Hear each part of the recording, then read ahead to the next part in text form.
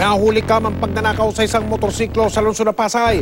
Agad namang namukaan ng may-ari ang dalawang lalaking tumangay sa kanyang motor at isa sa kanila ay arestado na. Nakatutok si Cesar Apolinario. Eksklusibo. Bandang alas 2 ng madaling araw nitong June 5, makikita ang motorsiklong ito na nakaparada sa labas ng isang eskwelahan sa Barangay 96 sa Pasay City. Ang may-ari ng motorsiklo na si Honorio de Pedro, mahigit isang oras na nasa loob ng eskwelahan para mag-inspeksyon sa kanyang kasamahang gwardya. Ang pagkakataong ito ang sinamantala ng lalaking ito. Makikitang tila may kinuha siya at dali-daling umalis. Bumalik siya, may kasama na ngayon. At ito ang nag-drive ng motor. So hindi niya kayang i-drive, gano'n? Kilala ko po siya eh. At kilala niya yung motor ko kasi andyan lang din na uwi.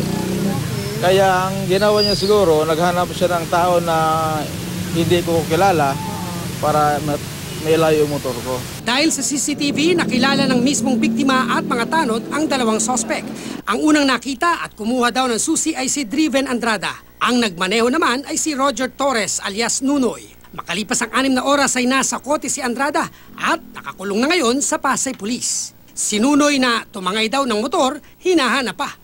Ayon sa hepe ng Central Park PCP5, malaking bagay ang mga CCTV ng SafeCam project ng PNP. Bukod sa CCTV, meron din tayong beat patrollers na naka-standby sa area. So malaking tulong, nagko-combine yung effort. Yung response time ng pulis natin ay mabilis na. Kasong carnapping ang harapin ni Andrada at Torres. Cesar Apolinario, nakatutok, 24 oras.